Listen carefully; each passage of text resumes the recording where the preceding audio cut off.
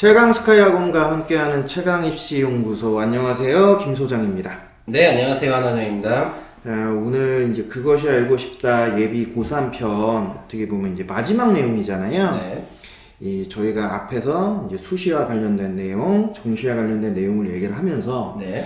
아무래도 그 중에서 가장 중요한 게 이 수학이라고 하는 과목이 얼마나 큰 영향력을 발휘하는지에 대해서 우리가 어느 정도 얘기를 했다 하면, 오늘은 요 수학, 특히 요 수능 수학에 대해서 얘기를 할 건데, 저번 시간과 함께 마찬가지로 2022 대입 수능 수학의 기준으로 해서 네. 분석을 통해서 우리가 한번 올해도 어떤 식으로 좀 진행이 될런지에 대해서 뭐 살짝 한번 네. 맛배기식으로 한번 얘기하는 시간을 또 갖도록 하겠습니다. 예. 우선 말씀하기 전에 수능 끝나고 나서 난리가 났었죠. 뭐 언론도 그렇고 커뮤니티도 그렇고 너무나도 불수능이었다라고 얘기를 했는데, 이게 정말로 불수능이었냐? 그거는 저는 물음표를 좀 달고 싶어요. 그러니까 요거는 분명히 학생들이 체감하는 그 난이도와 또 우리 이제 이 선생님들이 네네네. 이 체감하는 난이도의 차이는 분명히 존재하는데, 그 전까지의 시험은 그래도 좀 비슷했어요. 네. 학생들이 어렵다고 했을 때 선생님들도 좀 어려웠다. 근데 요번 수능 같은 경우에는 굉장히 좀 상반되는 견해들이 많았거든요. 그러니까 학생들은 와, 이거는 도저히 못 풀겠다, 이건 너무 말이 안 되지 않냐. 반대로 저도 뭐 원장님하고도 얘기를 하지만 다른 또 선생님들 얘기했을 때 솔직히 그 정도까지는 아니었다, 그렇죠. 뭐 이런 얘기들이 워낙 많아서 네네네. 이 부분에 대해서 좀 간단하게나마 한번 정리해 주시고 좀 얘기를 진행하면 더 좋을 것 같아요.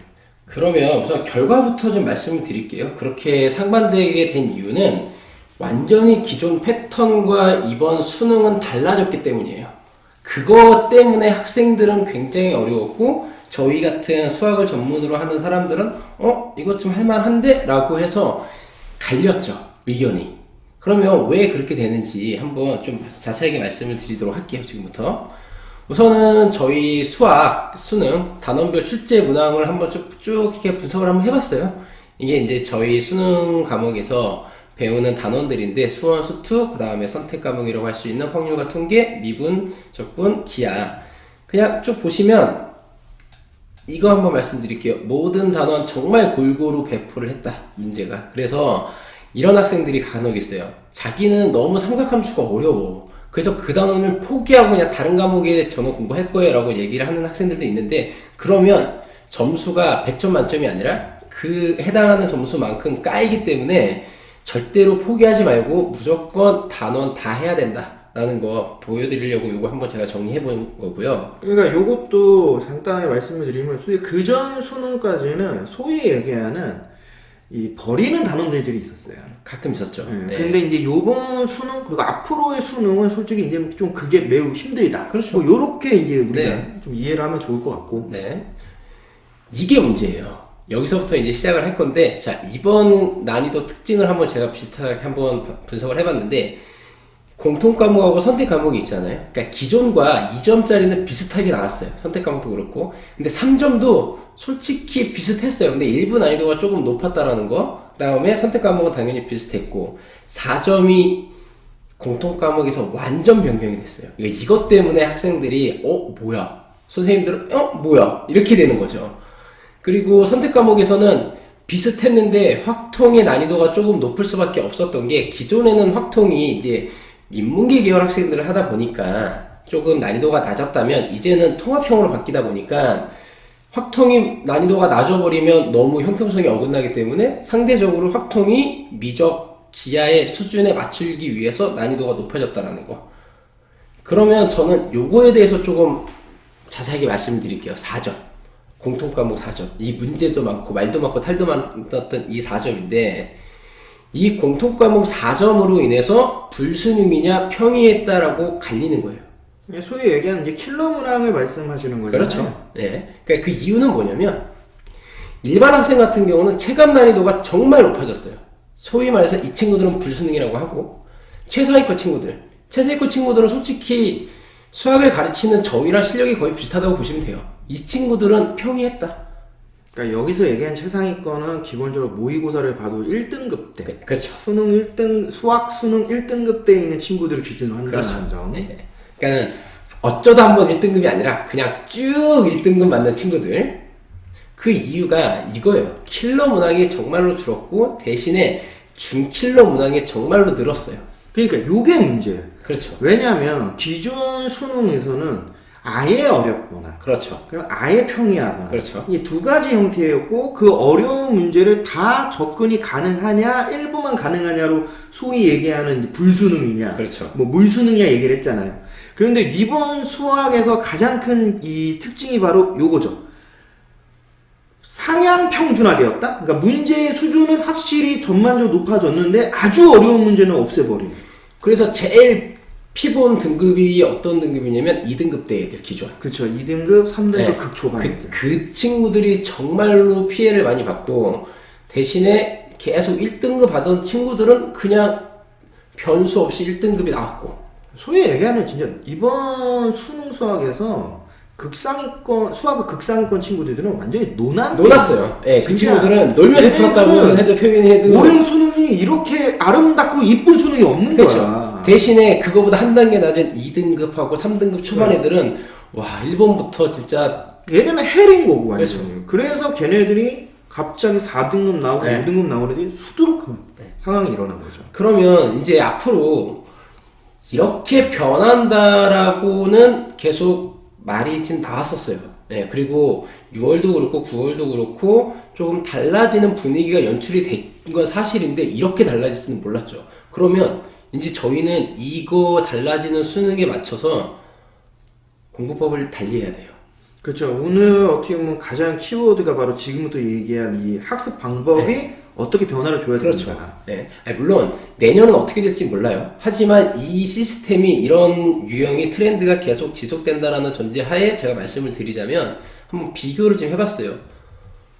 2022년, 그러니까 이번 수능 전과 이번 수능 후를 비교를 해봤는데 이 점은 기출 중심 그대로 가시면 돼요. 왜냐면 모든 문제를 1번부터 30번 문제를 어렵게 내면 그거는 너무 변별력이 없잖아요. 그래서 이 점은 그냥 기출 중심으로 가고 3점도 기출 중심으로 가도 돼요. 대신에 지금 시점 이후로는 조금 그거를 그냥 받아들이지 말고 한 번 정도 응용을 해야 된다라는 거. 근데 문제는 여기서부터 달라지는 거예요. 4점짜리부터 달라지는데 기존 수능은 소위 말해서 킬러라는 문항이 존재했어요. 아까 말씀하셨듯이 21, 29, 30 보통 세 문제나 아니면 21, 30 이 두 문제로 얘기하는데 그래서 학생들이 어떻게 공부를 했냐면 이 킬러를 버리고 가는 친구들도 많았어요.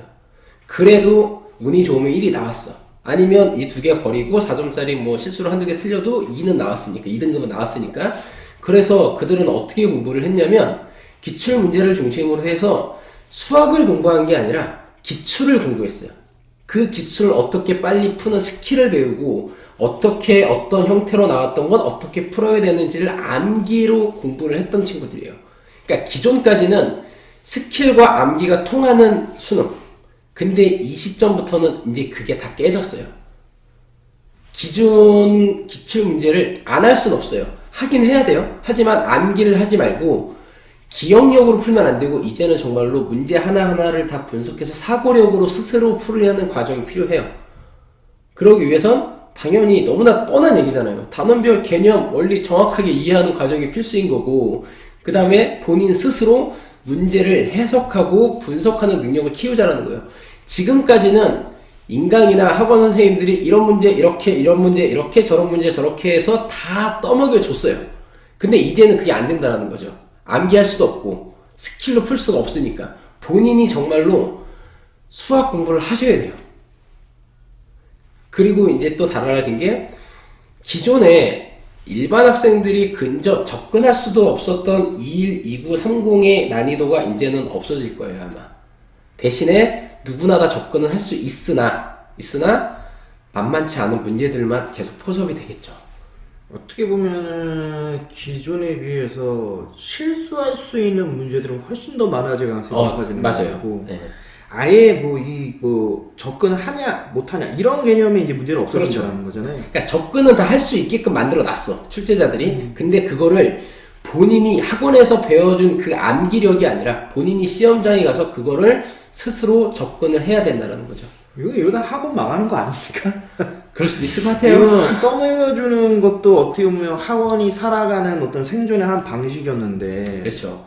특히 이건 정확히 우리가 얘기를 해야 하는데 특히 이 인강이라고 하는 이 부분에서 수능 인강의 핵심이 어떻게 보면 이 패턴이거든요. 맞아요. 이 패턴을 얼마나 더 잘 가르쳐주고 잘 풀 수 있는 방식을 기계처럼 이렇게 오픈해서 보여주느냐, 그걸 무한 반복하느냐인데 이 부분들이 먹히지 않는다라고 한다면 이미 기존에 우리가 공부하던 수학의 어떤 학습 방법뿐만 아니라 그 인식 자체, 그 메커니즘이 완전 바뀌어버리는 거다 보니까 앞으로는 어떻게 보면 수능 공부가 더더욱 어려워질 시대가 수밖에 온 것 없어요. 같아요. 근데 이것도 저는 그거예요. 뭐냐면 기존에 예를 들어서 3, 4등급 맞는 친구들이 이런 고민할 필요는 없을 거라고 보고 정말로 2등급 이상을 목표로 하는 친구들, 그런 친구들이 사정을 맞아야 되니까. 그렇죠. 해당될 수 있는 얘기고. 근데 2등급 이상 정도 맞는 친구들은 그 정도의 역량은 가져야 된다고 봐요, 저는.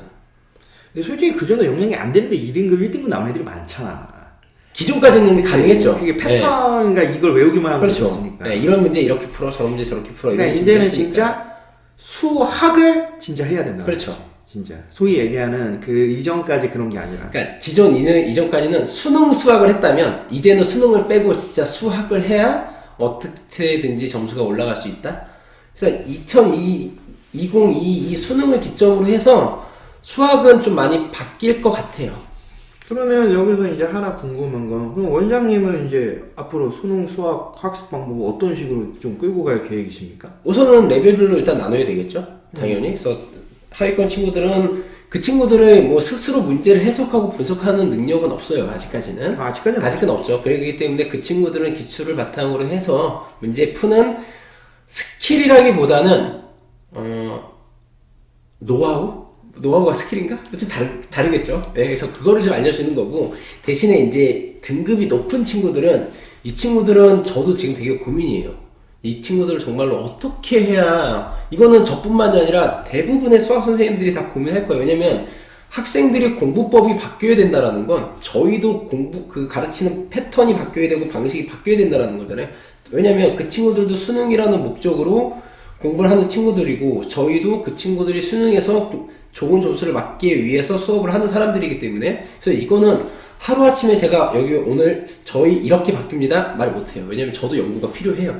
그래서 수능 끝난 이후로 쭉 저희도 연구하고 있고, 일단은 저희 이번 겨울방학 때는 내신 해야 되니까 그거 끝나고 나서는 조금 변화된 방식으로 기존과는 다르게 아마 수업을 해야 될 것 같습니다. 그러니까 요거 하나만 얘기해 주세요. 그러니까 기존에 비해서 기출 문제를 훨씬 더 많이 풀어야 되는가? 그러니까 제가 궁금한 것 중 하나는 그런 것들. 기출 문제 푸셔야 돼요. 대신에 기존에는 이 기출 문제를 유형별로 패턴별로 암기를 했어요. 맞죠. 근데 이제는 그러면 안 되고, 이 기출 문제가 원하는 바가 뭐냐, 이 문제가 왜 냈냐. 그러니까 어떻게 보면 진짜 개념과 그 원리를 네. 어떻게 보면 더 자세하게 공부를 하고 거기에 맞춰서 이제 문제를 푸는 방식을 이제 조금 새롭게 수정해야 된다. 그러니까 쉽게 말해서 이렇게 생각하시면 될 것 같아요. 기존 같은 경우는 10문제를 풀어. 근데 스킬대로 풀어. 근데 지금 한 문제를 풀더라도 얘가 왜 어떤 원리에 의해서 어떻게 했는지를 정말로 본인이 학생 스스로가 반대로 거꾸로 저희 선생님들한테 해설할 수 있을 정도까지도 분석을 해야 된다. 이제 분석하는 부분을 이제 학생들이 조금 더 많이 자연스럽게 해야 된다라고. 그러니까 우리가 이번에 문제 수능 그 4점짜리 어려운 것 중에 어려운 이유가 학생들이 처음 보는 유형의 문제가 많았거든요. 근데 이 친구들이 문제점이 뭐였냐면 처음 보는 유형이었는데 이 문제를 이해를 못해요. 분석을 못하는 거야. 왜냐면 기존에는 똑같은 패턴으로 암기를 했기 때문에. 네, 그래서 학생들이 좀 어려워하는 거죠.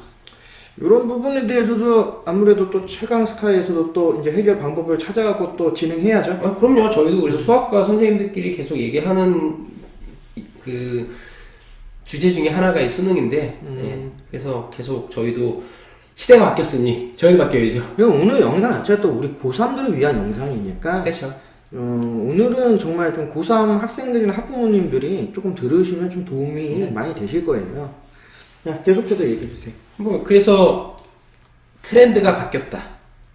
그런데 그 트렌드의 첫 해가 2022 수능이었기 때문에 이 친구들이 되게 헤맸을 거고 고생했을 거고 힘들었을 거예요. 그러면 다음 2023은 지금처럼 또 완전히 바뀌진 않았을 것 같고 2022를 바탕으로 해서 조금 더 변화가 있겠죠. 거기에 대비해서 이제 공부를 하고 저희도 열심히 시키면 될 것 같습니다. 뭐 오늘 아주 간단하네요. 네. 뭐 길게 얘기 안 하려고 아주 준비를 많이 하셨어. 어? 할 얘기가 딱 그거밖에 없었어요. 솔직히 그 4점짜리 그거 공통 항목. 자, 입시는 마라톤.